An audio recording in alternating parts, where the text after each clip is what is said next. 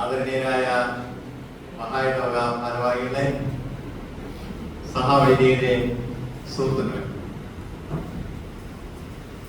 വളരെ സംഗതമായ ഒരു വിഷയം കൈകാര്യം ചെയ്തുകൊണ്ട് മലബാർ ഡയസിന്റെ വാർഷിക വൈദികരുടെ ധ്യാനയോഗം ഇവിടെ ക്രമീകരിച്ച ഏറ്റവും ബഹുമാനപ്പെട്ട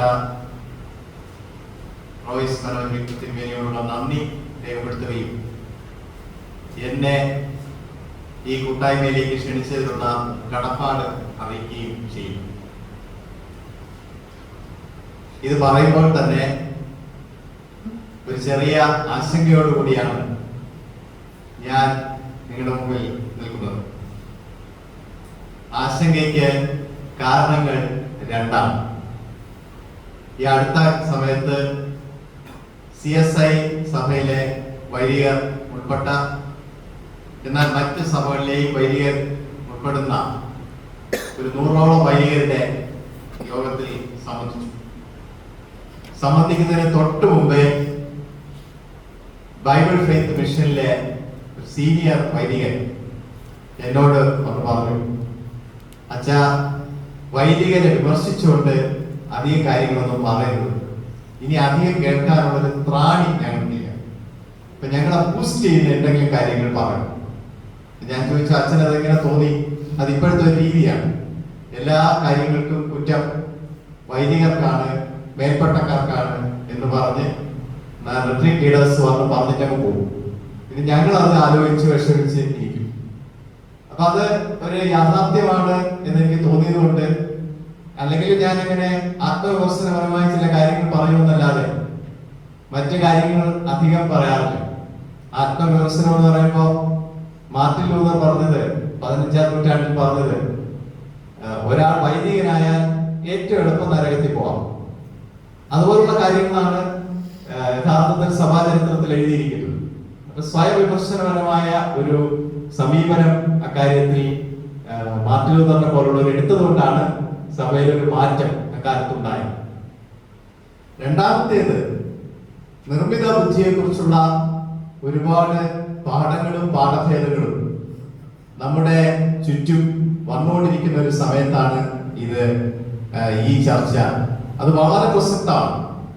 കാരണം എന്റെ അറിവിൽ ഇന്ത്യയിൽ തന്നെ നിർമ്മിത ബുദ്ധിയെ കുറിച്ചുള്ള ചർച്ച സഭകൾക്കുള്ളിൽ ആരംഭിച്ചിട്ടേ ഉള്ളൂ. അതിന് ചിലപ്പോൾ ഒരു ക്ലബ് റിട്രീറ്റിൽ ആദ്യമായിട്ടായിരിക്കും ഈ നിർമ്മിത ബുദ്ധിയും കൂടി ചേർത്തോണ്ടുള്ള ഒരു ചർച്ചയ്ക്ക് തുടക്കം കുറിക്കുന്നത്. അത് ഇവിടെ നടക്കുന്നത് കൊണ്ട് ഞാൻ വളരെ ശ്രദ്ധയോടുകൂടി മാത്രമേ ചില കാര്യങ്ങൾ പറയാവൂ. സന്ദീപ് ജോസഫിനെ പോലെ നിർമ്മിത ബുദ്ധിയെ കുറിച്ച് പഠിച്ചിട്ടുള്ള ഒരാളല്ല ഞാൻ. അദ്ദേഹം ഇന്നലെ വളരെ ആഴത്തിൽ ചില കാര്യങ്ങൾ പറഞ്ഞു എന്ന് ഞാൻ മനസ്സിലാക്കുന്നു. എന്നാൽ ഇന്നത്തെ ശുശ്രൂഷയിൽ പാളിച്ചകളുണ്ടെന്നും ശുശ്രൂഷ ആവശ്യമായ ഒരു ഘടകമാണെന്ന് നാം തിരിച്ചറിയുന്നുവെന്നും ഉൾക്കൊണ്ടുകൊണ്ട് ഈ വിഷയത്തെ കൈകാര്യം ചെയ്യുവാനാണ് ഞാൻ ആഗ്രഹിക്കുന്നത്. ഒരു അധ്യാപകനായതുകൊണ്ട് രണ്ട് ഘട്ടങ്ങളായിട്ടാണ്, അല്ലെങ്കിൽ രണ്ട് തലക്കെട്ടിലാണ് ഈ ക്ലാസ്സുകൾ എടുക്കുന്നത്. ഒന്നാമത്തേത്, നിർമ്മിത ബുദ്ധിയെ കുറിച്ചും ഇന്നത്തെ വെല്ലുവിളികളെ കുറിച്ചും ചില കാര്യങ്ങൾ കുറച്ച് അടുക്കും ചിട്ടയോടുകൂടി കുറച്ച് പറയുകയും, അത് ഒന്നാമത്തെ സെഷൻ. അവിടെ നിന്ന് നമുക്ക് ചർച്ചയ്ക്ക് സമയമുണ്ടാകും. അപ്പൊ നിങ്ങളുടെ മനസ്സിലുള്ള ചോദ്യങ്ങൾ അതിൽ നിന്ന് ലഭ്യമാകും. രണ്ടാമത്തേത് തികച്ചും ഓർത്തഡോക്സ് ആയ, കൺസർവേറ്റീവായ ഒരു സെഷനാണ്. സഭയെ കുറിച്ച്, സഭയുടെ ശുശ്രൂഷയെ കുറിച്ച്, പാരിഷിന്റെ നിലനിൽപ്പിന്റെ ആവശ്യകതയെ കുറിച്ച് ഉള്ള വളരെ മൗലികമായ ചില കാര്യങ്ങളാണ് രണ്ടാമത്തെ സെഷനിൽ പറയാൻ ആഗ്രഹിക്കുന്നത്. ഇന്ന് വളരെ അധികം വെല്ലുവിളികൾ നാം അഭിമുഖീകരിക്കുന്നു എന്ന് പറയുമ്പോഴും ആ വെല്ലുവിളികളുടെ ഏറ്റവും വലിയ അടിത്തറ നീന്തൽ അറിയാത്ത ആളുകൾ വെള്ളത്തിൽ വീണതുപോലത്തെ ഒരവസ്ഥയിൽ ശുശ്രൂഷ ചെയ്യേണ്ടി വരുന്നതുകൊണ്ടാണ്. അത് നിർമ്മിത ബുദ്ധി കൊണ്ട് മാത്രമല്ല, ഇന്നത്തെ ആവശ്യകത അനുസരിച്ച് നമ്മൾ അപ്ഗ്രേഡ് ചെയ്യുന്നതിൽ, നമ്മെ തന്നെ അപ്ഡേറ്റ് ചെയ്യുന്നതിൽ പരാജയപ്പെട്ടിരിക്കുന്നു. ആ അശ്വിൻ എന്ന നമ്മുടെ പ്രിയപ്പെട്ട സ്പിന്നർ വിരമിച്ചപ്പോ ടൈംസ് ഓഫ് ഇന്ത്യയിൽ ഒരു ആർട്ടിക്കിൾ, അത് നമുക്കറിയാം അദ്ദേഹം പ്രിമച്യൂറായിട്ട് വിരമിച്ചതാണ്. മൂന്നാം ടെസ്റ്റിനിടയിൽ തിരിച്ച് നാട്ടിലേക്ക് വരേണ്ടി വന്നതാണ്. ടൈംസ് ഓഫ് ഇന്ത്യ ഒരു പേജ് നിറയെ അദ്ദേഹത്തെ കുറിച്ച് എഴുതി. അത് എഴുതിയത് ഇങ്ങനെയാണ്: a software that continually upgraded, needed to be upgraded. അതാണ് അദ്ദേഹം സോഫ്റ്റ്വെയർ എഞ്ചിനീയർ ആയിരുന്നു. ഒരു ബൗളർ എന്ന നിലയിൽ നിരന്തരമായി പുതുക്കുകയും നിരന്തരമായി കഴിവാർജിക്കുകയും ചെയ്ത അശ്വിനാണ് വിശ്വോത്തര ബൗളറായിട്ട് മാറുവാൻ കഴിഞ്ഞത്. അത് തന്നെയാണ് പാരിഷ് മിനിസ്ട്രിയുടെ പ്രത്യേകത. യഥാർത്ഥത്തിൽ മലബാർ ഡയസിസ് ഒരുപാട് ഓർമ്മകൾ, ഒരുപാട് നന്മകൾ എന്റെ മനസ്സിലും വരുന്ന ഒരു ഡയസിസാണ്. അത് തിരുമേനിയുടെ സാന്നിധ്യം പോലെ തന്നെ എന്റെ അടുത്ത സുഹൃത്തുക്കളായ സീനിയർ വൈദികരുണ്ട്, വിദ്യാർത്ഥികളായിട്ടുള്ളവരുണ്ട്. നിങ്ങളുടെ മുന്നിലുള്ള വെല്ലുവിളികൾ വളരെ വലുതാണ്. ഭൂമിശാസ്ത്രപരവും സാമൂഹികപരവുമായ വെല്ലുവിളികൾ നിങ്ങൾക്ക് അറിയാം.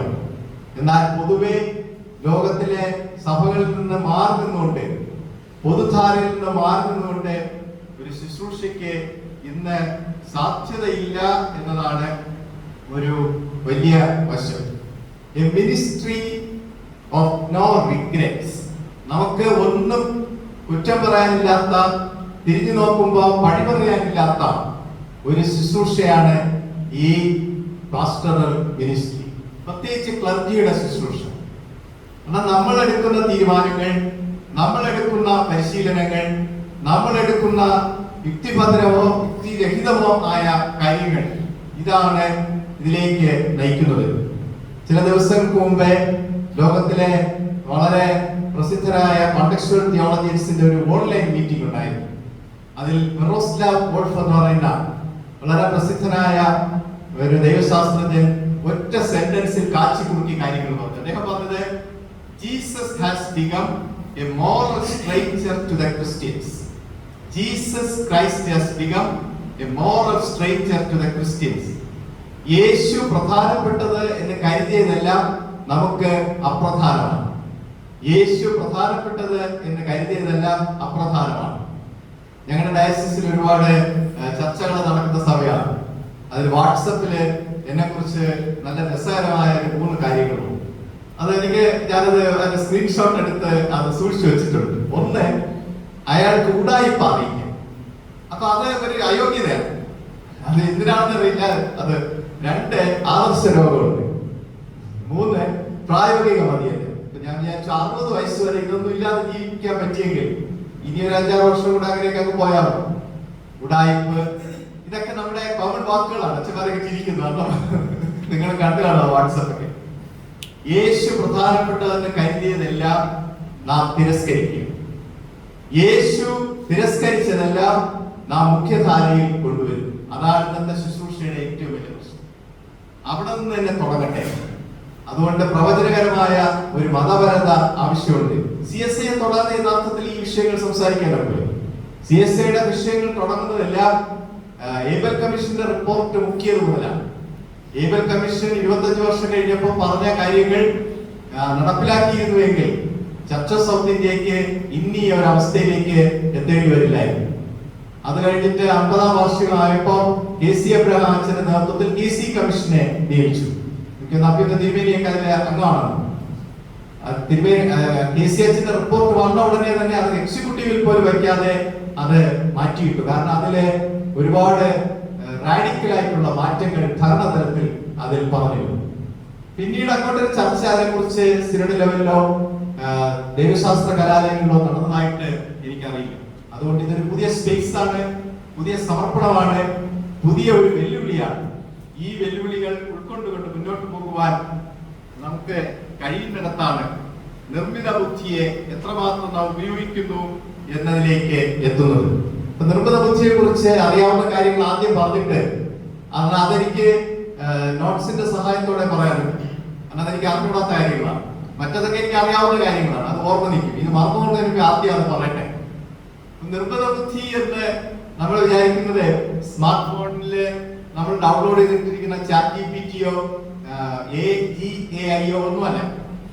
ഇത് അതിലും വലുതായ നമ്മുടെ സമഗ്ര മേഖലകളെയും പോസിറ്റീവായിട്ട് സ്വാധീനിച്ചു തുടങ്ങിയ ഒരു മെഷീൻ ലേണിംഗ് ആണ് നിർമ്മിത ബുദ്ധി.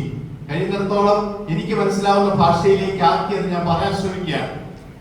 നമ്മൾ ആദ്യം ട്രെയിൻ വന്നപ്പോ ആളുകളെല്ലാം പറഞ്ഞു ഈ നാടിനെ നശിപ്പിക്കും എന്ന് പറഞ്ഞതുപോലെയാണ് നിർമ്മിത ബുദ്ധിക്ക് എതിരായി വന്ന ആദ്യത്തെ വിമർശനങ്ങൾ. 59 വർഷങ്ങൾക്ക് മുമ്പേ എലിസ എന്ന പ്രോഗ്രാമാണ് നിർമ്മിത ബുദ്ധിയുടെ മുൻഗാമി.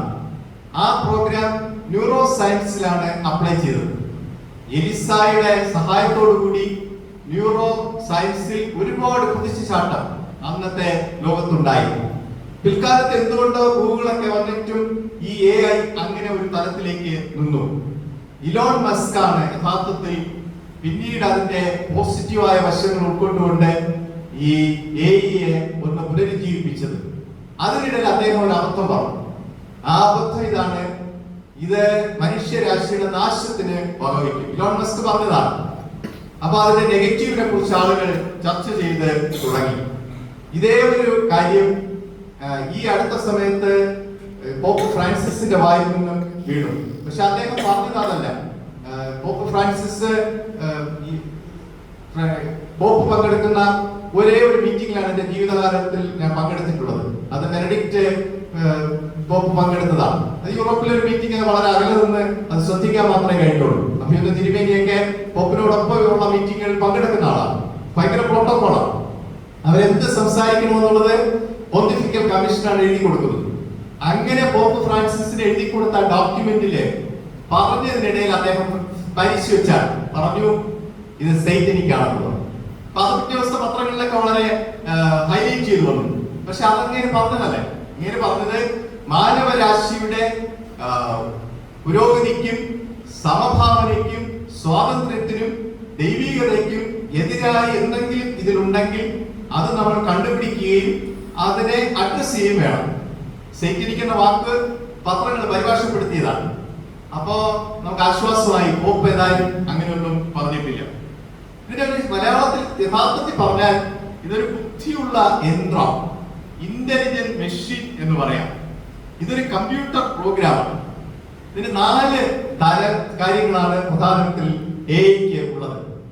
സന്ദീപ് പറഞ്ഞതിനെ റിപ്പീറ്റ് ചെയ്യാണെങ്കിൽ ക്ഷമിക്കണം എങ്കിലും. ഒന്ന് മെഷീൻ ലേണിംഗ്. മെഷീൻ ലേണിംഗ് എന്ന് പറഞ്ഞാൽ ഒരു കുട്ടിയെ ഭാഷ പഠിപ്പിക്കുന്നത് പോലെയാണ്. ആ മെഷീൻ കുട്ടിയും പ്രോഗ്രാമിംഗ് ടീച്ചറും. ടീച്ചർ ഭാഷ പഠിപ്പിക്കുന്നു. അപ്പൊ ChatGPTയിലേക്ക് അത് കയറി വരുന്നു. 2, മനുഷ്യന്റെ ഭാഷ കമ്പ്യൂട്ടറിനെ പഠിപ്പിക്കുന്നു. NLP, natural language processing. 3, neural networking. നമ്മുടെ തലച്ചോറിൽ 100 ബില്യൺ ന്യൂറോൺസ് ആണുള്ളത്. 100 ബില്യൺസ്. അതിനെ കോടിയിലേക്ക് ആക്കി മാറ്റി നമുക്ക് പറയാനൊക്കെ. അത്രയ്ക്ക് ന്യൂറോൺസ് ആണ് ഈ തലച്ചോറിൽ ഇത്രയുള്ള സ്ഥാനത്തിൽ ഇരിക്കുന്നത്. അത് അത്ര യന്ത്രത്തിൽ വന്നാൽ എന്ത് സംഭവിക്കും? അതാണ് 3ാമത്തെ ഡൈമെൻഷൻ. 4ാമത്തേത് റോബോട്ടിംഗ് ആണ്. നമ്മൾ ചെയ്യുന്ന കാര്യങ്ങളെ മനുഷ്യനെ റീപ്ലേസ് ചെയ്യാം. ഞാൻ 3-4 മാസങ്ങൾക്ക് മുമ്പ് എക്സെറ്റർ യൂണിവേഴ്സിറ്റിയിലെ ഒരു പ്രഭാഷണത്തിനായിട്ട് പോയ സമയത്ത് അവിടുത്തെ മെയിന്റനൻസ് സ്റ്റാഫ് സ്ട്രൈക്കിലാണ്. മെയിന്റനൻസ് സ്റ്റാഫ് സ്ട്രൈക്ക് ചെയ്തെന്ന് വെച്ചിട്ട് UK ഒന്നും സംഭവിക്കും. പക്ഷെ എങ്കിൽ അവരുടെ കാര്യങ്ങൾ ബ്ലാക്സ് ആണ് കൂടുതൽ. ഏഷ്യൻസ് ഉണ്ട്, സ്റ്റുഡൻസ് ഒക്കെ ഉണ്ട്. അതുകൊണ്ട് സ്റ്റുഡൻസിന് ഞാൻ പോയി കണ്ടപ്പോൾ കേരളത്തിലെ വിലയ്ക്ക് വാങ്ങിക്കാൻ കഴിയുന്ന പണമുള്ള ഫാമിലീസിൽപ്പെട്ട പിള്ളേരാണ്. അവിടെ പോയി KFCയിലും മറ്റുമൊക്കെ ജോലി ചെയ്യാൻ വേണ്ടി സമരം ചെയ്യും. കാര്യം സിമ്പിൾ. ഈ ശവർ തൂത്തുവാരാനായിട്ട് റോബോട്ടിനെ നിയമിച്ചു യൂണിവേഴ്സിറ്റി. അത് എത്തിക്കൽ കമ്മിറ്റിയുടെ പെർമിഷനിലാണ് നിയമിച്ചത്. അപ്പൊ ഞങ്ങളുടെ എത്ര ജോലി ഇതാണ്.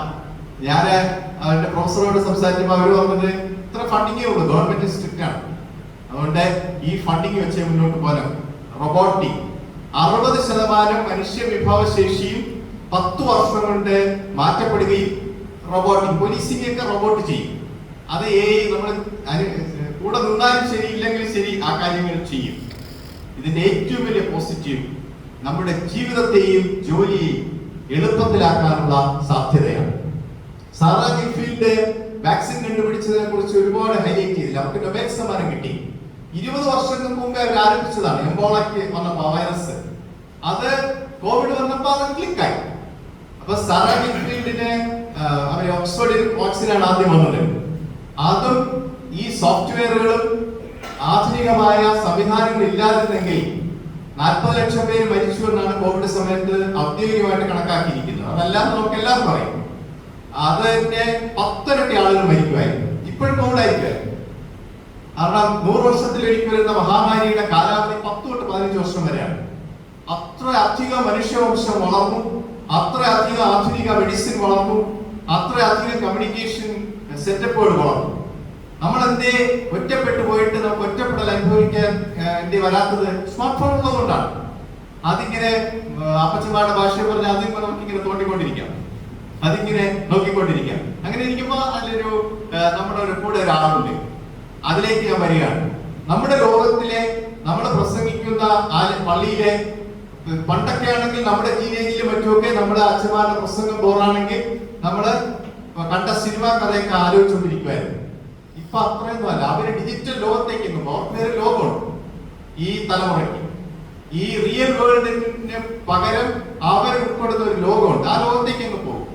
ഇപ്പൊ മിക്കവാറും ചർച്ചസിലൊക്കെ സ്മാർട്ട് ഫോൺ കൂടെ അനുവദിച്ചിട്ടുണ്ട് ബൈബിൾ റെഫറൻസിനും മറ്റുമൊക്കെ വേണ്ടി. ഇപ്പൊ വാട്സപ്പ് ഒക്കെ ഇട്ട് അവരിങ്ങനെ നോക്കി സന്തോഷമായിട്ട് സിംബോളിക് വേൾഡിലേക്ക് പോകും. അത് നിഷേധിച്ചുകൂടാ എന്നാണ് ന്യൂറോളജിസ്റ്റുകൾ പറയുന്നത്. അത് അവരുടെ ലോകമാണ്. അത് തടഞ്ഞാൽ അവര് വയലന്റ് ആവും, ആത്മഹത്യ. അത് തടഞ്ഞുകൂടാന്നാണ് പറയുന്നത്. നമ്മളൊക്കെ തടയണം. പിള്ളേർക്ക് ടൈം ടേബിൾ കൊടുത്തിട്ടുണ്ട്. അഭിമാനത്തോടെ പറയും, എന്റെ മക്കളെ ഞാൻ സിനിമ കാണാൻ അനുവദിച്ചിട്ടില്ല. എന്റെ ഫിലിം മേക്കറാണ്. അപ്പൊ അവര് ഫിലിം ഇൻസ്റ്റിറ്റ്യൂട്ടിൽ വർക്ക് ചെയ്യും. ഈ അടുത്ത സമയത്ത് എന്നെ ഒരു സഹപ്രവർത്തകൻ ചോദിച്ചു, അച്ഛനെ കൊച്ചുകാലത്ത് നിയന്ത്രിക്കാത്തതുകൊണ്ടാണോ? ഞാൻ പറഞ്ഞു, ഞാൻ അവനെ നിയന്ത്രിക്കാൻ എന്തിരിക്കണം? അവൻ മകനാണ്, അവൻ ഇൻഡിപെൻഡന്റ് ആണ്, അവൻ അവന്റെ ഇഷ്ടമുള്ള ഫീൽഡ് എടുത്തു. അങ്ങനെയല്ല ഞാൻ ചോദിച്ചത്. ഈ സിനിമയിലേക്ക് പോയത് അച്ഛനെ ബാധിക്കില്ല, ഞാൻ എന്നെ ബാധിക്കുന്നത്. അവന് ശമ്പളം കിട്ടുന്നു, അവൻ ജീവിക്കുന്നു, അതിന് എന്നെ ബാധിക്കുന്നത് എന്ന് പറയാൻ എനിക്ക് തോന്നി. എങ്കിലും എനിക്കത് ഒരു ചെറിയ ഒരു ഇതാണ് സമൂഹം കാണുന്നത് എന്ന് തോന്നി. സർഗാത്മകത കൂടുതൽ ഭംഗിയായിട്ട് വിനിയോഗിക്കുവാൻ നമുക്ക് സാധിക്കും. ഏറ്റവും വലിയ നെഗറ്റീവ് ഈ മനുഷ്യന്റെ ചിന്തയാൽ കലുഷിതമായതാണ് ഈ ലോകം. അവിടെ AI-യും കൂടി, നിർമ്മിത ബുദ്ധി കൂടി പരിമിതമായ ഡാറ്റ ഉപയോഗിച്ച് നുണ പറഞ്ഞാൽ എന്ത് സംഭവിക്കും? AI നിർമ്മിത ബുദ്ധി കള്ളം പറയാൻ തുടങ്ങിയാൽ എന്ത് സംഭവിക്കും? നിർമ്മിത ബുദ്ധി ഡാറ്റ സോഴ്സിൽ വ്യാജ വാർത്ത ഉണ്ടാക്കിയാൽ എന്ത് സംഭവിക്കും? ഇതാണ് ഏറ്റവും വലിയ ആശങ്ക. ആ വ്യാജ വാർത്തയുടെ കള്ളത്തിന്റെ അടിസ്ഥാനത്തിൽ യുദ്ധങ്ങൾ പുറപ്പെടാം, ആളുകളെ കൊന്നൊടുക്കാം, വംശീയമായി എലിമിനേറ്റ് ചെയ്യപ്പെടാം. ഇങ്ങനെ ഒരു ലോകത്ത് നാം ജീവിക്കും. അപ്പൊ ക്ലർജി എന്ന നിലയിൽ, പ്രസ്ബിറ്റേഴ്സ് എന്ന നിലയിൽ ഡിജിറ്റൽ സാക്ഷരതയിലേക്ക് നമ്മൾ കടന്നു വരേണ്ട ഒരു സമയമാണ് ഇത്. ഇന്ന് മാത്രം കൊണ്ടൊരു ക്ലാസ് കൊണ്ടോ ഈ ഒരു ചർച്ച കൊണ്ടോ ഇത് നിർത്താതെ ഇത് തുടർച്ചയായ ഒരു പ്രോഗ്രാമായിട്ട് ഡയസിസിലും CSIയിലും ഇത് ചെയ്യണം എന്നാണ് എനിക്ക് അഭിമന്യ തിരുമേനിയോട് അഭ്യർത്ഥിക്കാറുള്ളത്. കണ്ണമല സെമിനാരിയിൽ വെച്ച് ജൂൺ 12, 13, 14 തീയതികളിൽ ഈ തിയോളജിക്കൽ റെസ്പോൺസ് ടു AI എന്നൊരു നാഷണൽ കോൺഫറൻസ് ക്രമീകരിക്കുന്നുണ്ട്. ബാംഗ്ലൂരിലെ സെന്റ് ജോസഫ്സ് കോളേജിലെ കിരൺ ജീവൻ, സന്ദീപിനെ ഒക്കെ വിളിച്ചിട്ടുണ്ട്. ഇവരെല്ലാം ക്ലാസ്സുകൾ കൈകാര്യം ചെയ്യും. നമ്മൾ തുടങ്ങാം, നമുക്ക് ആ ഒരു ചർച്ച ആരംഭിക്കാം. ഡിജിറ്റൽ സാക്ഷരതയിലേക്ക് നമ്മൾ വരാം. ഇതിനെ നമുക്ക് ഓഗ്മെന്റഡ് ഹ്യൂമൻ എന്ന് വിളിക്കും. നിർമ്മിത ബുദ്ധിയെ മനുഷ്യനാണ്, മനുഷ്യന് കുറച്ചുകൂടെ കഴിവുള്ള മനുഷ്യൻ. ഇതിനെ ഒഴിവാക്കി മുന്നോട്ട് പോവുക സാധ്യമല്ല. മനുഷ്യനും യന്ത്രവും ഒരുമിച്ച് ഇടപഴകുന്ന ഒരിടമാണ് ഇത്. കാലത്തോടൊപ്പം സഞ്ചരിക്കുവാൻ മടി കാണിക്കുന്ന മനുഷ്യർ പുറത്തു പോവുക തന്നെ ചെയ്യും. കാലത്തോടൊപ്പം സഞ്ചരിച്ചാൽ മാത്രമേ മനുഷ്യന് ജീവിക്കാനോ മനുഷ്യന് മുന്നോട്ട് പോകുവാനോ സാധിക്കൂ. ഇനി സഭകൾ എങ്ങനെയാണ് ഇതിനോട് പ്രതികരിച്ചത് എന്ന് കൂടി പറഞ്ഞ് ഞാൻ എന്റെ ആദ്യ സെഷന്റെ പ്രധാന ഘട്ടത്തിലേക്ക് വരികയാണ്. കത്തോലിക്ക സഭ മറ്റെല്ലാ കാലത്തെയും പോലെ വളരെ വ്യക്തമായിട്ട് രണ്ടാം വത്തിക്കാൻ കൗൺസിലിന് ശേഷം കത്തോലിക്ക സഭയുടെ പ്രത്യേകത ഈ ലോകത്തിലെ ഏത് വിഷയത്തിലും അവർ പഠിച്ചുടനെ അഭിപ്രായം പറയും. രണ്ടാം വത്തിക്കൽ കൗൺസിൽ വരെ അവർക്ക് പ്രൊട്ടസ്റ്റന്റ് സഭ അംഗീകരിക്കാനോ മിഷൻ ചരിത്ര കാര്യങ്ങളെ സ്വീകരിക്കാനോ അവർക്ക് വൈമുഖ്യം ഉണ്ടായിരുന്നു. അതിനുശേഷം അവർ പെട്ടെന്ന് അവരെ റെസ്പോൺസ് ചെയ്യും. അതിന് വന്ന ഒരു റെസ്പോൺസ് ആണ് അന്റിക്വിയ എത് നോവ എന്ന ഒരു റെസ്പോൺസ്. അത് AI-യെ കുറിച്ചുള്ള, നിർമ്മിത ബുദ്ധിയെ കുറിച്ചുള്ള വത്തിക്കാന്റെ രേഖയാണ്. 116 പേജുണ്ട്. വത്തിക്കാന്റെ വെബ്സൈറ്റിൽ നമുക്ക് ഡൗൺലോഡ് ചെയ്ത് എടുക്കാം. അതിൽ പറയുന്നത് എല്ലാ ആളുകൾക്കും AI ഉയർത്തുന്ന ധാർമ്മിക വെല്ലുവിളികളെ മറികടക്കുവാൻ സമഗ്രമായ ഒരു വഴികാട്ടിയായി ഈ പ്രമാണരേഖ മാറണം. ഇത് CSIയിലും മറ്റ് പ്രൊട്ടസ്റ്റന്റ് സഭകളിലും ഈസ്റ്റേൺ സഭകളിലും ഇത് ഉണ്ടാകും. സെന്റ് ജോസഫ് സദാപുരം ഒരു വർഷം മുമ്പേ തന്നെ ഇതിനൊരു മാർഗരേഖ തയ്യാറാക്കുകയും തിയോളജിക്കൽ കോളേജസിനൊക്കെ അയക്കുകയും ചെയ്തു. എന്നിട്ടും ആ രേഖ വായിക്കാതിരുന്ന ഒരു മാസം മുമ്പ് വരെ ഞാനും ആ കമ്മിറ്റിക്കുണ്ടായിരുന്നു. ഒരു മാസം മുമ്പ് വരെ ഒരു ഡോക്ടർ സ്റ്റുഡന്റിന് തീസിസ് കൊണ്ടുവന്ന് ഇപ്പൊ ഞാൻ നോക്കിയപ്പോ അവരുടെ ഇംഗ്ലീഷേ അല്ല. അപ്പൊ ഞാൻ പറഞ്ഞു ഇത് ആരെങ്കിലും ഇംഗ്ലീഷ് ഒന്ന് കാണിക്കണം. അത് അച്ഛൻ ChatGPT ചെക്ക് ചെയ്തു. അപ്പൊ ഞാൻ തന്നെ എനിക്ക് അറിവില്ലാത്തതായി പോയി. കാരണം ChatGPT ചെക്ക് ചെയ്തു, ഇംഗ്ലീഷിൽ തെറ്റില്ല എന്നവർ പറഞ്ഞു. അപ്പൊ ഞാൻ എന്റെ ലാപ്ടോപ്പിൽ ChatGPT ഇട്ടിട്ടുണ്ട്. ഞാനൊരു ആർട്ടിക്കിൾ ഇട്ട് നോക്കിയപ്പോൾ ശരിയാണ്. ChatGPT ഉടനെ വന്ന് കറക്റ്റ് ചെയ്തത്. എന്നിട്ട് അവർ പറഞ്ഞു ഈ തീസിസ് എഴുതിയ നോർത്ത് ഈസ്റ്റിലെ ഒരു കുട്ടിയാണ്. അവർ പറഞ്ഞു ഇതിൽ ഒന്നും ഞാൻ പ്ലേജറിസം ചെയ്തിട്ടില്ല. തീസിസ് എഴുതി എന്റേതാണ്, പക്ഷെ ChatGPT അത് ചെക്ക് ചെയ്യും. ഗ്രാമറിൽ മാത്രമല്ല, മൊത്തത്തിലെ ChatGPT അത് കൈകാര്യം ചെയ്യും. സുന്ദരമായ ഒരു കറക്ഷനും ഇല്ലാതെ പാസ്സായി ഡോക്ടറേറ്റ് എടുത്ത് ഇന്ന് ആ സെമിനാരിയില് ഡീനായിട്ട് വർക്ക് ചെയ്യും. അപ്പൊ എത്ര പോസിറ്റീവായിട്ട് നമ്മുടെ കുട്ടികൾക്ക് അത് ഉപയോഗിക്കാൻ സാധിക്കും എന്നതാണ്. അപ്പോ പ്ലേജറിസം പിടിക്കാനൊക്കെ എളുപ്പമാണ്, പക്ഷെ ഇത് പിടിക്കുന്ന കാലമല്ല, പ്രോത്സാഹിപ്പിക്കേണ്ട സമയമാണ്. ഇത് ഉപയോഗിക്കാൻ പ്രോത്സാഹിപ്പിക്കേണ്ട ഒരു സമയമാണ്. ഈ വത്തിക്കാൻ രേഖ പറയുന്നത് എന്ത് നിർമ്മിത ബുദ്ധിയിൽ എന്ത് അഡ്വാൻസ്മെന്റ് വന്നാലും അത് മനുഷ്യ കേന്ദ്രമായിട്ടാണ് അഡ്വാൻസ്മെന്റ് വരേണ്ടത്. മനുഷ്യബുദ്ധിയെ പ്രവർത്തനക്ഷമതയിലേക്ക് മാത്രം ചുരുക്കാതെ സാങ്കേതിക വിദ്യകളോട് മനുഷ്യ കേന്ദ്രിതമായ ഒരു സമീപനം ഉണ്ടാകും. ഇതിന് അനന്തമായ സാധ്യതകൾ എടുത്തു പറയുന്നുണ്ട്. കാരണം ദൈവത്തിന്റെ ജീവശ്വാസത്തോടുകൂടി ദൈവത്തിന്റെ ഇമേജിൽ മനുഷ്യനെ സൃഷ്ടിച്ചപ്പോ അത് വളരെ വിശാലമായ പശ്ചാത്തലത്തിലേക്കാണ് മനുഷ്യനെ സൃഷ്ടിച്ചത്. ഇതിനൊരു സാങ്കേതികമായ ഒരുപാട് പുരോഗതികൾ ഇന്ന് ഉണ്ടായിട്ടുണ്ട്. സർഗ സൃഷ്ടികൾക്ക് പകരമായിട്ട് AI മാറാനും പാടില്ല. കാസ്പറോവിനെ തോൽപ്പിച്ചതാണ് സൂപ്പർ കമ്പ്യൂട്ടർ. ലോകത്തെ ഏറ്റവും വലിയ ചെസ് കളിക്കാരൻ കാസ്പറോവിനെ സൂപ്പർ കമ്പ്യൂട്ടർ തോൽപ്പിച്ചു. അതുപോലെ വരാം, അതുപോലെ ഗെയിംസിൽ അത് ഇടപെടാം, സ്പോർട്സിൽ അത് ഇടപെടാം. ഫുട്ബോളൊക്കെ കണ്ടുകൊണ്ടിരിക്കുന്ന, യൂറോപ്യൻ ഫുട്ബോളൊക്കെ കണ്ടുകൊണ്ടിരിക്കുന്നത് നമുക്ക് മനസ്സിലാവും ഇത് മനുഷ്യനാണോ കളിക്കുന്നത് റോബോട്ടാണോ കളിക്കുന്നത്. അവർക്ക് കൊടുക്കുന്ന സാങ്കേതികമായ ടിപ്സ് ഇതെല്ലാം ഉൾക്കൊണ്ട് അനന്ത സാധ്യതകൾക്കുണ്ട്. രണ്ട്, ഈ നിർമ്മിത ബുദ്ധി എന്നത് കുറച്ചുകൂടി വ്യക്തിപരമായിട്ട്, വ്യക്തിപരത, ഇൻഡിവിജ്വലായിട്ട് ഇത് പ്രോഗ്രാമിൽ വരുന്ന ഒരു കാലം. എനിക്ക് പറ്റിയ ഒരു പ്രോഗ്രാം, അച്ഛന് പറ്റിയ ഒരു പ്രോഗ്രാം എന്നൊക്കെ വരും. അങ്ങനെ വരുമ്പോൾ നമുക്ക് കടയിൽ പോയി വാങ്ങിക്കാം. അവർ നമ്മൾ അനലൈസ് ചെയ്യും. ന്യൂറോളജിസ്റ്റുകൾ അനലൈസ് ചെയ്തിട്ട് പറയും നിങ്ങൾക്ക് കുറച്ച് ബുദ്ധിയുടെ ഒരു പ്രശ്നമുണ്ട്, കുറച്ചുകൂടെ സൂപ്പർ ആയിരിക്കാം, ഇലക്ഷനൊക്കെ ജയിക്കാം, അപ്പൊ അതിനുവേണ്ടി ഈ ബുദ്ധിയും കൂടെ ഉപയോഗിക്കാൻ പറയും.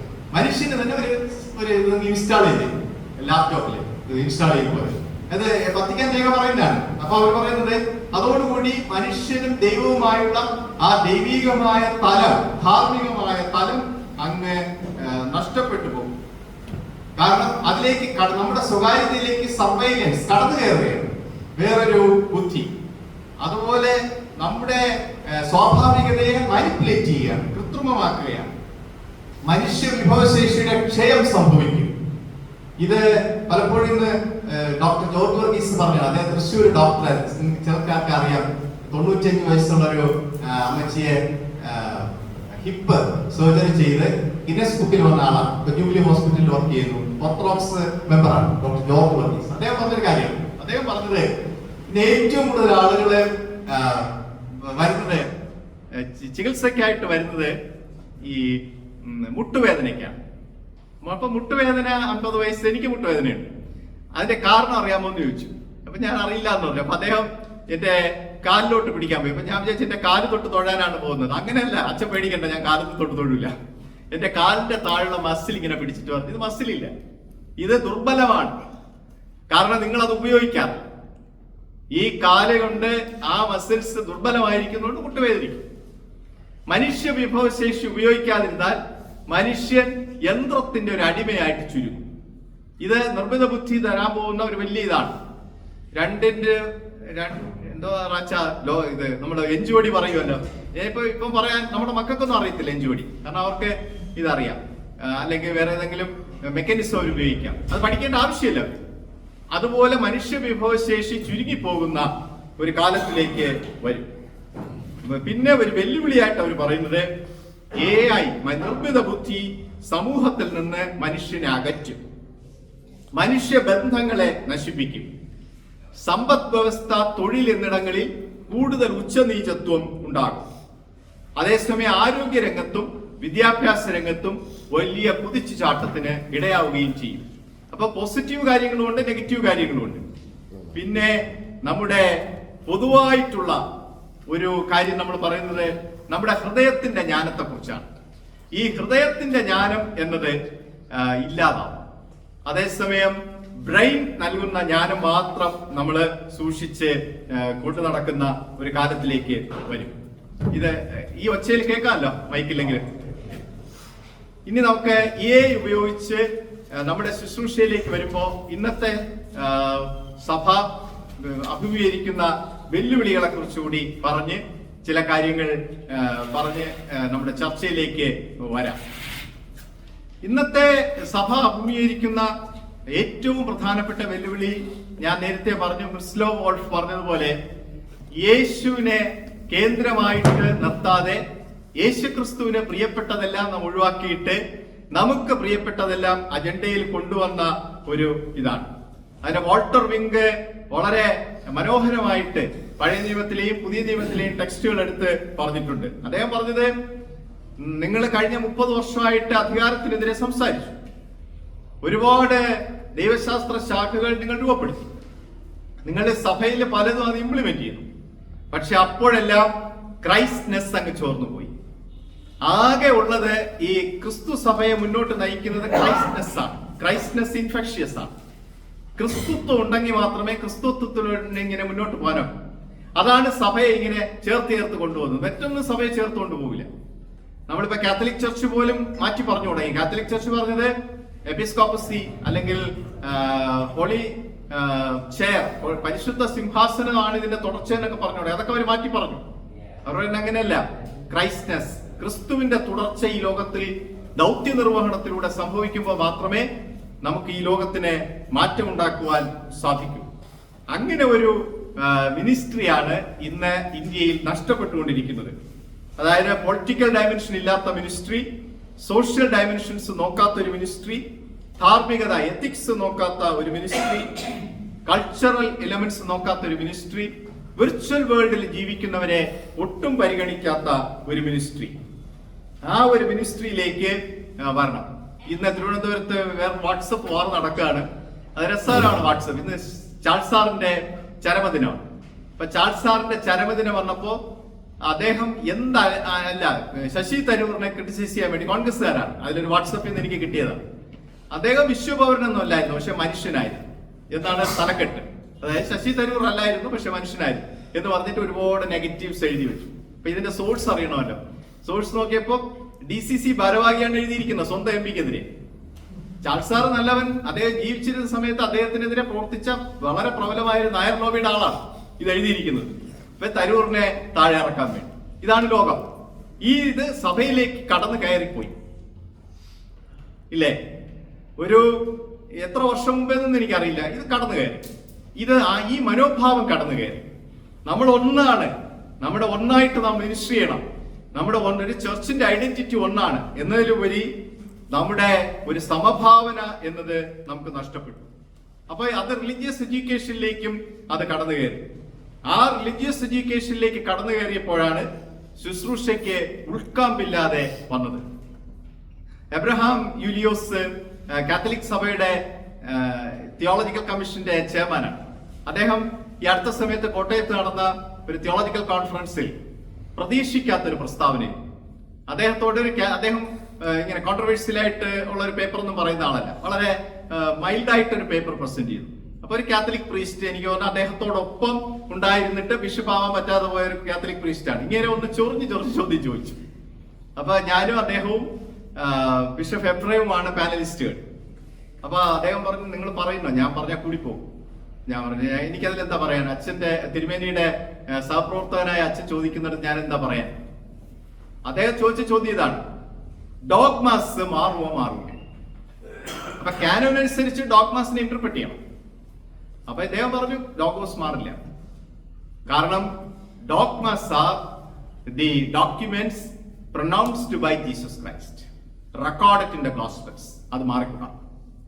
ഒരു കാത്തലിക് നാഷണൽ കമ്മീഷനിന്റെ ചെയർമാൻ അത് പറഞ്ഞപ്പോ കൈയടിച്ചു പോയി. എന്നിട്ട് ഞാൻ ചോദിച്ചു തിരുവേനിക്ക് അത് എങ്ങനെ പറയാൻ സാധിച്ചു? പിന്നെ ഞാൻ എന്ത് പറയണം? യേശു ക്രിസ്തു മാറണമെന്ന് പറയണോ? അങ്ങനെ പറയാനാണ് അദ്ദേഹം അന്ന് കേട്ടുകൊണ്ടിരിക്കുന്നത്, ഇതുപോലെ മൊബൈൽ വെച്ചിട്ടിരിക്കുന്നത്. ഞാനത് പറയാൻ കാരണം ഞാനത് പരത്തി പറഞ്ഞതേ ഉള്ളൂ, ഇത് നമുക്ക് സംഭവിച്ചു പോയി. ഈ വാക്ക് വളരെ നെഗറ്റീവായിട്ട് മില്യുച്യുതി എന്നൊന്നും പറഞ്ഞ പോരാ, നമ്മൾ ബേസിക് ആയിട്ട് മാറ്റിക്കൂടാത്തത് മാറ്റിക്കൂടാത്തത് നമ്മുടെ പ്രസംഗങ്ങളിൽ, നമ്മുടെ തലങ്ങളിൽ വന്നുകൂടാത്തത് നമ്മൾ വരുത്തി. മൈഗ്രന്റിന്റെ റെഫ്യൂജീസിന്റെ ഇഷ്യൂസ് എടുക്കുന്നതിൽ പരാജയപ്പെട്ടു, ജെൻഡർ ഇഷ്യൂസ് കൈകാര്യം ചെയ്യുന്നതിൽ പരാജയപ്പെട്ടു, ക്ലൈമറ്റ് ജസ്റ്റിസിനെ കുറിച്ച് നമ്മൾ സംസാരിക്കുന്നില്ല. അതുപോലെ ഒരുപാട് പുതിയ തരം മിനിസ്ട്രികൾ ചെയ്യുന്നതിൽ നമുക്ക് ചിന്തയോടുകൂടി ചെയ്യുവാൻ, നമ്മുടെ ഒരു ചിന്താശേഷിയോടുകൂടി ചെയ്യുവാൻ നമുക്ക് കഴിയാതെ പോയി. KR മീര എന്ന എഴുത്തുകാരി പറയുന്നത് ഇന്നത്തെ ഏറ്റവും വലിയ പ്രശ്നം ദീനാനുകമ്പ ഇല്ലാതെ പോയി എന്നതാണ്. ദീനാനുകമ്പ ഇല്ലാതെ പോയി എന്നതാണ്. ഇപ്പൊ ദീനാനുകമ്പയിലെ കൗൺസിലിംഗ് ആണ് സഭയ്ക്കുള്ളിലെ ഏറ്റവും വലിയ കാര്യം. അപ്പൊ അത് വളരെ ഉപരിപ്ലവമായ ഒരു സംഗതിയാണ്, അത് വളരെ ആഴത്തിലുള്ള ഒരു സംഗതിയാണ്. അത് നമ്മുടെ മിനിസ്ട്രിയില് കൗൺസിലിംഗ് എന്ന് പറഞ്ഞാൽ വെറും പാസ്റ്ററൽ കൗൺസിലിംഗ് മാത്രമല്ല, ഹീലിംഗ് പ്രോസസ്സിലേക്ക് നമുക്ക് കടന്നു വരാനായിട്ട് സാധിക്കുന്നു. കഴിഞ്ഞ ശനിയാഴ്ച ഞങ്ങൾ ഈ പരീക്ഷയ്ക്ക് സ്ട്രെസ് ഉള്ള കുട്ടികൾക്ക് വേണ്ടി അല്ലെങ്കിൽ ആ പാരന്റ്സിന് വേണ്ടി ഒരു സെമിനാർ നടത്തി. സെമിനാർ അല്ല, ഒരു 1 day കോൺഫറൻസ് സെമിനാരിൽ വെച്ച് നല്ല ഭക്ഷണമൊക്കെ കൊടുത്ത് പാട്ടൊക്കെ പഠിപ്പിച്ചു. അപ്പൊ അതിലൊരു 7 കുട്ടികൾ പേന പ്രാർത്ഥിച്ചു കൊടുക്കണം എന്ന് പറഞ്ഞ് വിളിച്ചു. അപ്പൊ വിപിലച്ഛനെ വിളിച്ചു. വിപിലച്ഛൻ അച്ഛൻ വരുമോ? ഞാൻ പറഞ്ഞു ഞാൻ വരില്ല. അപ്പൊ ഞാൻ പറഞ്ഞു അച്ഛൻ ചെയ്ത് കൊടുത്തോ, അതിൽ വേറെ പ്രശ്നമൊന്നുമില്ല. അല്ല പ്രിൻസിപ്പൽ പ്രാർത്ഥിച്ചാൽ മാർക്ക് കൂടുതൽ കിട്ടൂല, ഞാൻ വരില്ല. കാരണം ഞാൻ പുറത്താണ്, ഞാൻ മീനൊക്കെ വാങ്ങാൻ പോയി, ഞാനങ്ങ് പോയി കഴിഞ്ഞു, ഞാൻ ഷോപ്പിങ്ങിനെല്ലാം പോയി കഴിഞ്ഞു. അപ്പൊ അതില് ഒന്നും പറയണ്ട, അച്ഛൻ പ്രാർത്ഥിച്ചാൽ കൊടുത്താൽ മതി, അതിൽ വേറെ ഇഷ്യൂസ് ഒന്നുമില്ല. പക്ഷെ അതിൽ വേറെ അർത്ഥവുമില്ല. ഇത് ഞാൻ പറയണ്ടോ? ഇത് അവർ കേട്ടോണ്ടിരിക്കുകയാണ്, സ്പീക്കറിട്ടാണ്. അപ്പൊ അവര് 2 പേര് വേണ്ടെന്ന് പറഞ്ഞു. ഇതിലർത്ഥമല്ല, നമ്മൾ പഠിച്ച് ദൈവത്തോട് നേരിട്ട് പ്രാർത്ഥിച്ചാൽ മതി, ശരി. അല്ല ഇതിന് പേന പ്രാർത്ഥിച്ചുകൊണ്ട് പോയി. ഇപ്പം പ്രാർത്ഥിച്ചുകൊണ്ട് പോണ പേന കഷ്ടകാലത്തിന് മഷി അവരെ തീർന്നു പോയാൽ പറയും അയാൾ പ്രാർത്ഥിച്ചാണ് മഷി. ഇത് എന്റെ ബൊമ്മയല്ല, യേശുദാസിന് വേണ്ട ബൊമ്മയാണ്. ഞാൻ എന്നിട്ട് പറഞ്ഞു ഇത് യേശുദാസത്തിന് വേണ്ടി അച്ഛന്മാരുടെ കോൺഫറൻസിൽ പറഞ്ഞാണ്, ഇതുപോലുള്ള ഉപരിപ്ലവമായ കാര്യങ്ങളിൽ കയറി പിടിക്കരുത്, നിങ്ങൾ ആഴത്തിൽ ആളുകളെ ക്രിസ്തുവിന്റെ വിശ്വാസത്തിലേക്ക് കൊണ്ടുവരണം എന്ന് അന്നത്തെ ഒരു കോണ്ടെക്സ്റ്റിൽ പഠിപ്പിച്ച. ഇത് സഭയ്ക്ക് എന്ന് വേര് അങ്ങ് താഴോട്ട് ഇറക്കാൻ പറ്റാതെ വന്നോ അന്ന് മുതൽ ഈ പ്രശ്നങ്ങൾ ആരംഭിച്ചു. ഈ പ്രശ്നങ്ങൾ അരുന്ധതി ദേവി റോയിയെ പോലുള്ള ആളുകൾ വളരെ സമഗ്രമായിട്ട് കേരള സമൂഹത്തെ കുറിച്ച് പഠിപ്പിക്കുകയും ചെയ്തു. നമ്മുടെ ക്ലർജിയില് നമ്മൾ എടുക്കേണ്ട ഒരു കാര്യം, നമ്മുടെ KG ജോർജ് പറഞ്ഞതാണ്, ഫെയിലിയർ ഈസ് ഓക്കെ, പരാജയങ്ങൾ വരാം, പക്ഷെ സക്സസ് വിൽ കിൽ യു.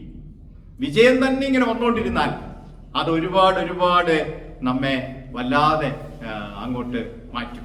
നാം ചെയ്യുന്നതെല്ലാം ശരി, ചെയ്യുന്നതെല്ലാം ഭയങ്കരമായ റിസൾട്ട്, അങ്ങനെ വന്നാൽ ഒരുപാട് പ്രശ്നങ്ങൾ ഉണ്ടാവും. ഞാൻ ലെസ്ലി നദലേലിന്റെ അടുത്ത് പറഞ്ഞു, ചില മാസങ്ങളിൽ ശമ്പളം കൊടുക്കാൻ ബുദ്ധിമുട്ടാണ്. Yes, that's good, that's a good sign. ഞാൻ ഇങ്ങനെ ജർമ്മനിയിൽ നിന്ന് പറഞ്ഞിട്ട് പൈസ തരുന്നതിന് വരെ ഇങ്ങനെയാണ് പറയുന്നത്. ലെസ്ലി അങ്ങനെയല്ല, as principal I am finding it difficult. Yes, that means you are on the right track. മിനിസ്ട്രിയിൽ നിങ്ങൾക്ക് വിഷമങ്ങളുണ്ട്, നിങ്ങൾക്ക് ചലഞ്ചസ് ഉണ്ട്, അത് നിങ്ങൾ അഡ്രസ് ചെയ്യാൻ നിങ്ങൾക്ക് കഴിയുന്നു. That's a good sign. Leslie എന്റെ ഒരു മെന്റർ പോലെയാണ്. അപ്പൊ അത് ഞാൻ പറഞ്ഞില്ല തിരിച്ച്.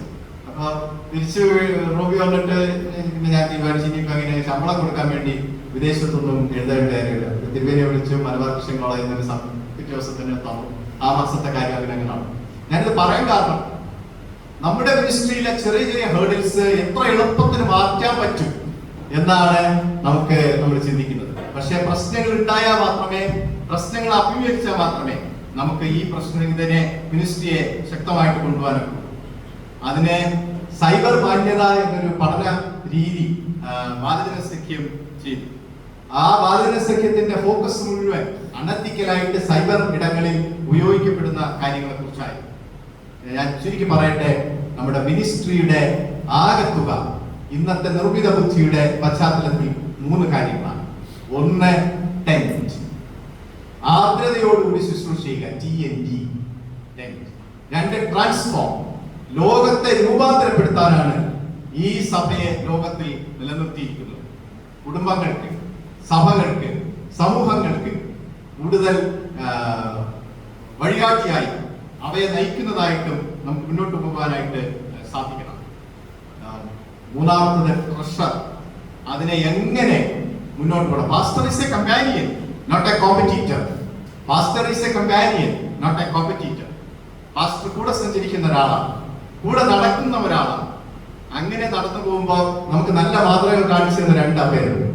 ഒന്ന് ബിഷപ്പ് അനന്തറാവ് സാമുവലും ബിഷപ്പ് യേശുദാസ്. അപ്പൊ അന്ന് ജീവിച്ചിരുന്ന് മൺമറഞ്ഞു പോയ 2 തിരുമേനിമാരാണ്. ഇന്നും ആളുകൾ ഓർമ്മിക്കുന്ന 2 ബിഷപ്പുമാരാണ്. അപ്പൊ ബിഷപ്പ് അനന്തറാവ് സാമുവല് ഞങ്ങളുടെ അധ്യാപകരായിരുന്നു.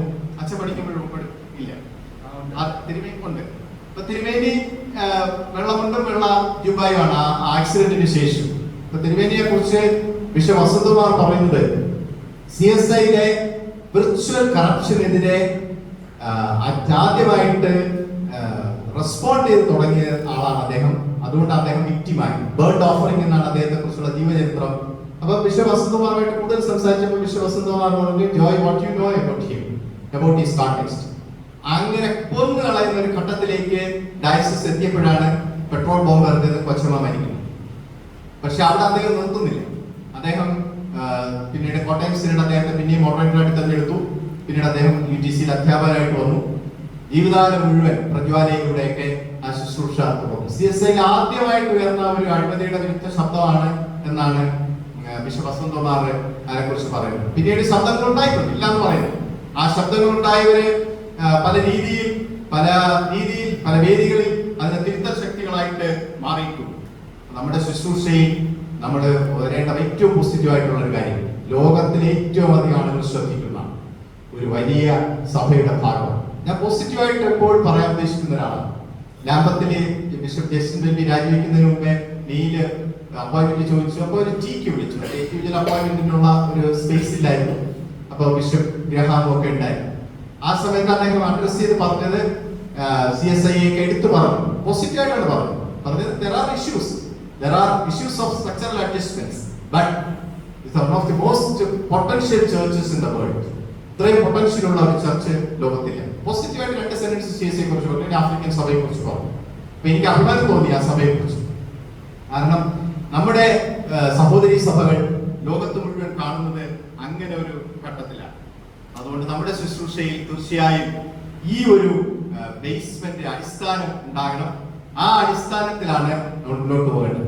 ചർച്ച് ഓഫ് ഇംഗ്ലണ്ടിന്റെ ഒരു പ്രയർ വായിച്ച് ഞാൻ അവസാനത്തിലേക്ക് വരികയാണ്. ചർച്ച് ഓഫ് ഇംഗ്ലണ്ടിന്റെ ഒരു പ്രാർത്ഥന ഇതാണ്, പ്രീസ്റ്റിന് വേണ്ടിയുള്ള പ്രാർത്ഥനയാണ്. You cannot bear the weight of this calling in your own strength. നമ്മെ വിളിച്ചിരിക്കുന്ന ഈ ഒരു ഉത്തരവാദിത്വം നമ്മുടെ ശക്തി കൊണ്ട് നമുക്ക് മുന്നോട്ട് കൊണ്ടുപോകാൻ സാധ്യമല്ല. But only by the grace and power of God. Pray therefore that your heart may daily be enlarged and your understanding of the scriptures enlightened. Pray continuously and earnestly for the gift of the Holy Spirit. Scriptures പഠിക്കുകയും പരിശുദ്ധാത്മാവിന്റെ ശക്തിയിൽ മുന്നോട്ട് പോകുവാൻ സാധിക്കുകയും ചെയ്യണം. Bishop Doric ഗ്രീന്റെ അഭിപ്രായത്തിൽ സഭയ്ക്ക് revitalisation സംഭവിക്കുന്നതിന് മുന്നോടിയാണ് ഈ അസ്വസ്ഥത.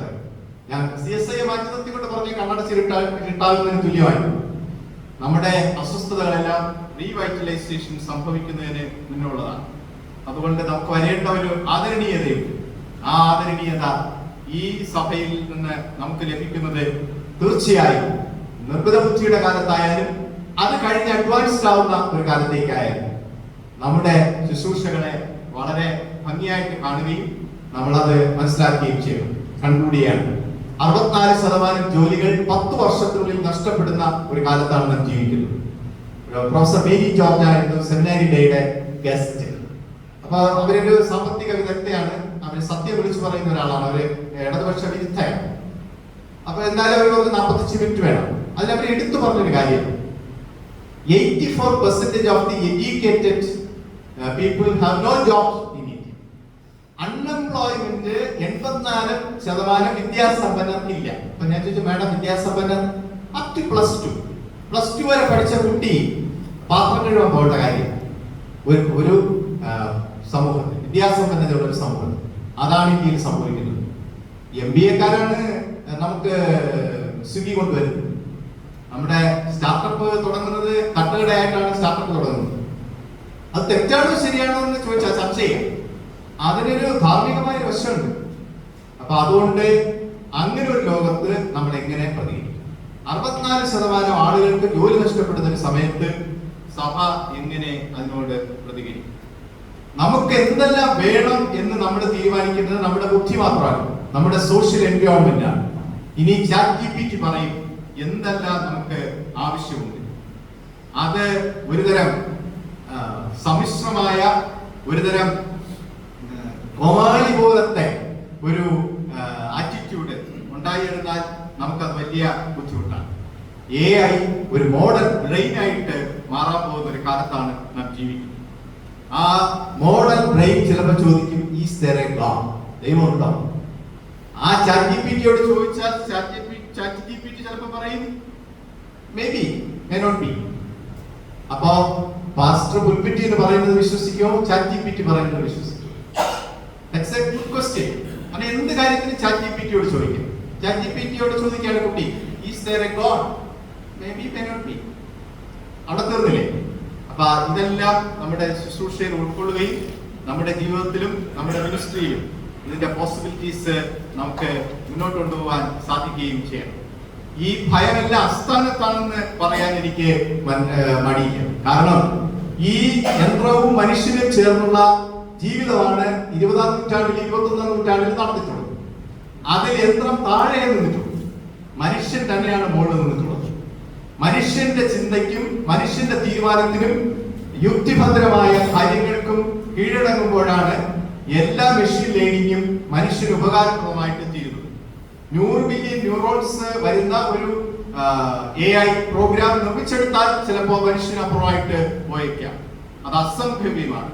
ലൂസിയൻ ഫ്ലോറിഡി എന്ന വളരെ അധികം AI കുറിച്ച് ഗവേഷണം നടത്തി നമുക്ക് AI നമ്മളിപ്പോ പഠിച്ചെങ്കിൽ അദ്ദേഹം അതിന്റെ ഷേക്സ്പിയർ ആണ്. അപ്പോൾ അതിന്റെ ഗ്യാപ്പ് മനസ്സിലാവും. അദ്ദേഹം പറഞ്ഞത് AI is not logically impossible എന്ന് പറഞ്ഞാൽ നമുക്കത് വരാവുന്ന ഒരു കാര്യമാണ്, അസംഭവ്യമല്ല. But it is highly implausible. ഇത് അസംഭവ്യമാണ്. ഞാൻ റിപ്പീറ്റ് ചെയ്യാം, നല്ലൊരു കൊട്ടേഷനാണ്. Luciano Floridi. AI is not logically impossible. സംഭവിക്കാം, കണക്കുകൂട്ടൽ അനുസരിച്ച് സംഭവിക്കാം. But it is highly implausible. IMPLAUSIBLE. അസംഭവ്യമാണ്. മനുഷ്യനെ പോലെ സംഭാഷണം നടത്തുന്നത് വന്നേക്കാം, മനുഷ്യനെ പോലെ ചിരിക്കുന്നത് വന്നേക്കാം. പക്ഷേ മനുഷ്യന് ദൈവം നൽകിയിരിക്കുന്ന ആ ദൈവികതയും ഈ ജീവിതത്തിനപ്പുറമായുള്ള നിത്യപ്രത്യാശയും അടങ്ങുന്ന ആ മനുഷ്യത്വം റീപ്ലേസ് ചെയ്യുക സാധ്യമല്ല. അതുകൊണ്ട് എൻ്റെ സഹപ്രവർത്തകരെ, സഹവൈദികരെ, നമ്മുടെ ശുശ്രൂഷ വളരെ വളരെ വെല്ലുവിളികൾ നിറഞ്ഞ കാലത്താണെങ്കിലും നമുക്ക് സന്തോഷകരമായിട്ട് ശുശ്രൂഷ ചെയ്യുവാൻ ഈ വെല്ലുവിളികൾ അതിജീവിച്ചാൽ സാധിക്കും. അതിന് ദൈവത്തിന്റെ പരിശുദ്ധാത്മാവ് സഹായിക്കട്ടെ എന്ന് പ്രാർത്ഥിച്ചുകൊണ്ട് ചർച്ചയ്ക്കായിട്ട് ഞാൻ എൻ്റെ ഈ ചിന്തകൾ വിടുന്നു. ദൈവം നമ്മെ എല്ലാവരെയും